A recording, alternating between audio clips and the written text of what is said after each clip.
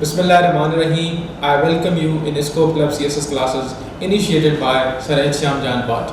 اگر ابھی تک آپ نے یہ چینل سبسکرائب نہیں کیا تو فوراً جائیں اور بیل آئیکن کو کلک کریں تاکہ پینڈیمک کے سیزن میں یہ جو digitalise C S S preparation lecture series وہ بھی فری آف کاسٹ اسٹارٹ کی گئی ہے، اس سے آپ اسپائرنٹس زیادہ سے زیادہ فائدہ اٹھا سکیں. Today we are going to discuss about compulsory subject that اسلامیات.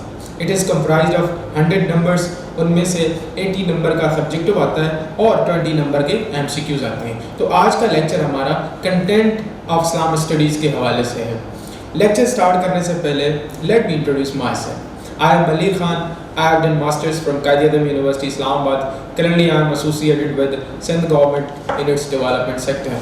As an aspirant of CSS, الحمدللہ اسلامک اسٹڈیز میں میرے اچھے نمبر تھے، تو سوچا وہ کیا مارکس گریبنگ ٹیکنکس تھیں، وہ کیا فیکٹو آنسر رائٹنگ ٹیکنکس تھیں جو میں نے پریکٹس کی، میں نے اڈاپٹ کی اور اسلامیات میں میرے اچھے نمبر آ گئے. تو آپ لوگوں کے ساتھ میں انٹریکٹ کروں اس چینل کے تھرو.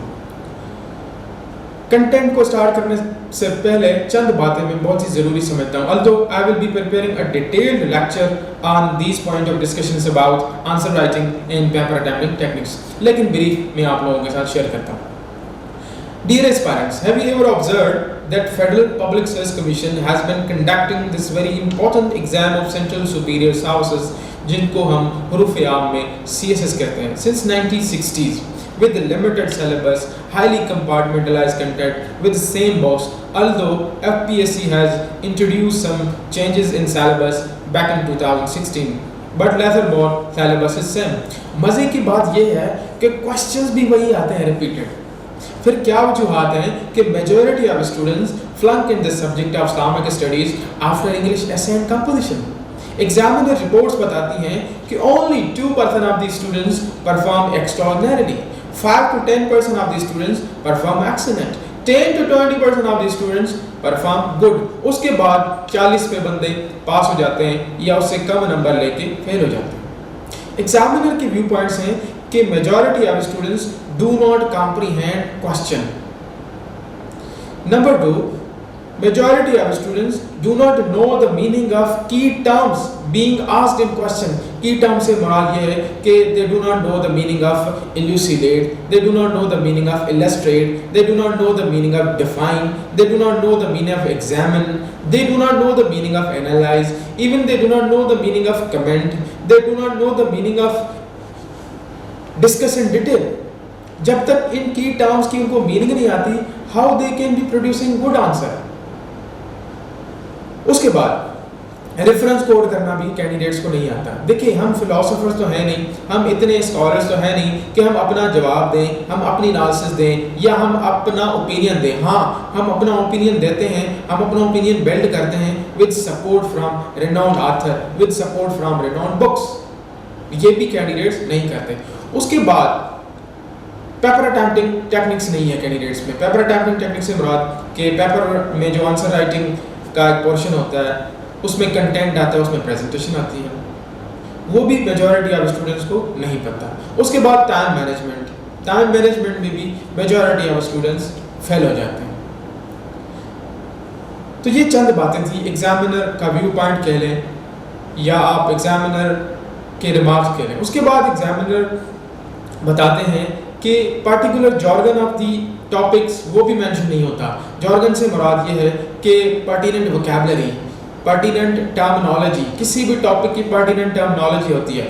اگر ہم وہ ٹرمنالوجی نہیں دیں گے اس پرٹیکولر ٹاپک کی جو بیوٹی ہے وہ ختم ہو جاتی ہے، وہ بلر ہو جاتی ہے.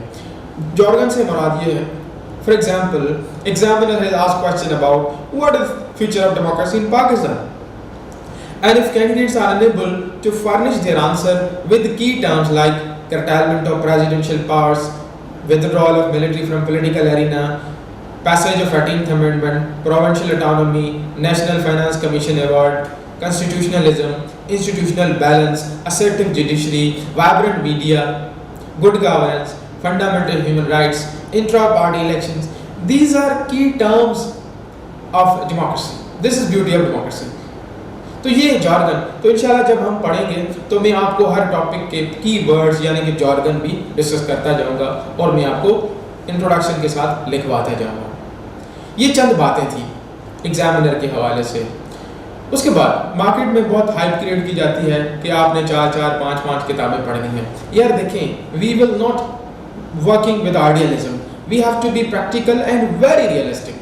12 سبجیکٹس ہیں, 5 کتابیں پڑھنا ایک اسپائرنٹ کے لیے اس لمیٹڈ اسپین آف ٹائم میں پاسبل نہیں ہے. تو ہمیں پریکٹیکل ہونا ہے. میں آپ کو بتاؤں گا ایک کتاب سے آپ پورا اسلامک اسٹڈیز کا کوئی بھی سبجیکٹ ہو اس کا آپ سلیبس کس طرح کور کر سکتے ہیں. میں آپ کو بتاؤں گا اسلامک اسٹڈیز کا کون سا چیپٹر, کون سا ٹاپک آپ نے کس کتاب سے پڑھنا ہے. تو اس مسئلے میں بھی آپ کو نہیں رہنا ہے. اس کے بعد اگر آپ کو عربک نہیں آتا, اگر آپ کو احادیث کا عربک ورژن نہیں آتا, تو آپ انگلش ٹرانسلیشن لکھ سکتے ہیں. دیکھیں میجورٹی آف جو بکس ہیں, ریناؤنڈ آتھرز آپ دیکھ لیں, مودودی صاحب کی کتاب ہے towards understanding Islam, he has used translated version of ahadith and Quranic verse. Professor Khurshid Ahmad کی کتاب ہے, he has also used translated version of ahadith and Quranic ورس.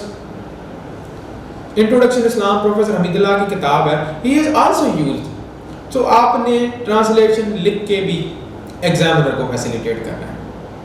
اس کے بعد میں آپ کو بتاؤں گا کہ اسلامک اسٹڈیز کے جو کچھ ٹاپکس ہیں ان میں آپ پکٹوریل ریپریزنٹیشن کس طرح کر سکتے ہیں. پکٹوریل ریپریزنٹیشن سے مراد یہ ہے کہ ڈائیگرام بنانا, پکچرز بنانا, تاکہ ایگزامینر سے آپ اچھے نمبر لے سکیں. کیونکہ یہ ڈگری کا ایگزام تو ہے نہیں, this exam is exam of competition and for each mark you have to compete.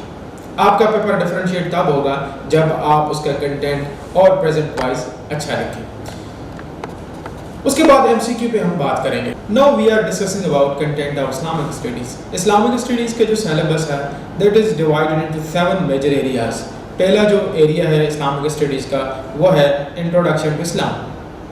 Introduction to Islam میں جو ٹاپکس دیے گئے ہیں جن میں سے ایگزامینر 20 نمبر کا کوشچن پوچھ لیتے ہیں وہ ہیں پہلا انٹروڈکشن ٹو اسلام. اس کے بعد دین کی امپورٹنس یا دین کی نیڈ کہہ لیں ہیومن لائف میں. اس پہ ایگزامینر کبھی کبھی کوشچن یہ پوچھ لیتا ہے کہ سائنس نے اتنی بڑی ترقی کر لی ہے, when science has brought massive revelations in field of biology, in field of neurobiology, in field of psychology, in field of bioinformatics, in field of cybernetics, in field of economics, judiciary, administration, etc. تو کیا دین کی ضرورت ہے, دین کی human life میں ضرورت ہے؟ تو ہم ڈیٹیل میں ڈسکس کریں گے کہ جی ہاں, without deen we are incomplete. اس کے بعد what are fundamental differences between deen and religion. اس کے بعد ڈسٹنکٹیو آسپیکٹس کیا ہیں اسلام کے جو دوسرے مذاہب سے اسلام کو ڈفرینشیٹ کرتے ہیں. اس کے بعد امپورٹنٹ ایریا آتا ہے اسلامی عقائد اور عبادات. اسلامی عقائد اور عبادات میں زکوٰۃ, توحید, جہاد اور حج, یہ ہم ڈیٹیل میں ڈسکس کریں گے, ان کے اسپریچول, مورل اور سوشل امپیکٹس. یہ ہمارا پہلا ایریا ہے اسلامک اسٹڈیز کا. دین سیکنڈ ایریا جو ہے وہ ہے about seerah of holy prophet peace be upon him, کہ ہاؤ لائف آف حضرت محمد صلی اللہ علیہ وسلم is role model for an individual, for a military strategist, for a diplomat, for an educator and for a peacemaker. Then third area ہے fundamental human rights کا, کہ اسلام نے human rights کا جو comprehensive نظام دیا ہے اس کو ڈسکس کرنا ہے کہ حضرت محمد صلی اللہ علیہ وسلم کا جو لاسٹ خطبہ تھا وہ کس طرح ایک یونیورسل ڈاکیومنٹ تھا human rights کا. اس کے بعد women rights اسی چیپٹر میں, کہ اسلام نے women rights کو کس طرح ایلیویٹ کیا, پری اسلامک سویلائزیشن میں ویمن کو کس طرح ٹریٹ کیا جاتا تھا اور اسلام نے کیا پوزیشنز تھی ان ٹرمز آف رائٹس. اس کے بعد dignity of human, man and women, اس پہ ہم ڈسکس کریں گے. اس کے بعد ہمارا جو ایریا ہے وہ اسلامک سویلائزیشن اینڈ کلچر, کہ اسلامک سویلائزیشن کے بیسک کریکٹرسٹکس کیا ہیں, اسلامک سویلائزیشن کے ایلیمنٹس کیا ہیں, اور اسلامک سویلائزیشن کا رول کیا ہے پرسنالٹی ڈیولپمنٹ میں اور کمیونٹی ایز اے ہول. اس کے بعد جو میجر ایریا ہے وہ ہے Islam and the modern world, کہ اسلامک سویلائزیشن کا افیکٹ کیا ہے ویسٹ پہ اور وائس ورسا, اور what is the role of Islam in this present era. اس ایریا سے جو 20 نمبر کا کوشچن ایگزامینر پوچھتے ہیں وہ ہیں contemporary challenges face by Muslim امہ. باقی تو ایگزامینر کو ڈسکریشن ہے کہاں سے بھی پوچھ لے. اور کبھی کبھی rise of extremism and terrorism, provided کہ اس وقت حالات کیا ہیں, اگر ان حالات میں ٹیررزم ہے, ایکسٹریمزم ہے, تو ان پہ بھی 20 نمبر کا کوشچن پوچھ لیتے ہیں.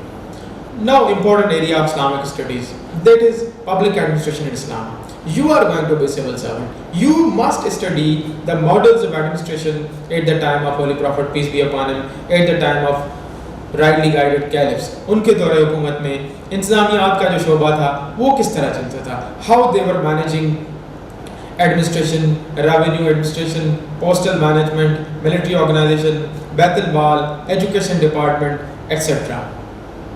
उसके बाद हज़रत उमर और हज़रत अली के जो पर्टिकुलर लेटर्स थे जो उन्होंने अपने सबऑर्डिनेट गवर्नर्स को लिखे कि आपने स्टेट के जो अफेयर्स हैं किस तरह चलाने हैं। इन सारे एरियाज़ को हमने कंटेक्चुअलाइज करके we have to search responsibility of civil servant. In context में रह के हमने सिविल सर्वेंट की रिस्पॉन्सिबिलिटीज़ भी डिस्कस करनी है। उसके बाद अकाउंटेबिलिटी है। आखिरी जो एरिया हमारा बनता है वो है इस्लामिक कोड ऑफ लाइफ, कि इस्लाम ने इतना बड़ा सिस्टम दिया, इतना बड़ा वास्ट जो है निज़ाम दिया, इकोनॉमिक्स का, पॉलिटिक्स का, जुडिशरी का, एडमिनिस्ट्रेशन का, और आप इसे कह लें सियासियात का जो निज़ाम था वो। तो आजकल के कंटेम्प्रेरी इरा में हम जो प्रॉब्लम फेस करते हैं इन field of politics, in field of economics, in field of judiciary, Islamic systems को पढ़ के हम किस तरह इन प्रॉब्लम से निजात पा सकते हैं। उसके बाद इसमें आखिरी जो एरिया आता है वो है इज्तिहाद एंड इजमा। कभी कभी एग्जामिनर 20 नंबर का क्वेश्चन इज्तिहाद और इजमा पे भी पूछ लेते हैं। तो ये था हमारा आज का लेक्चर कंटेंट के हवाले से।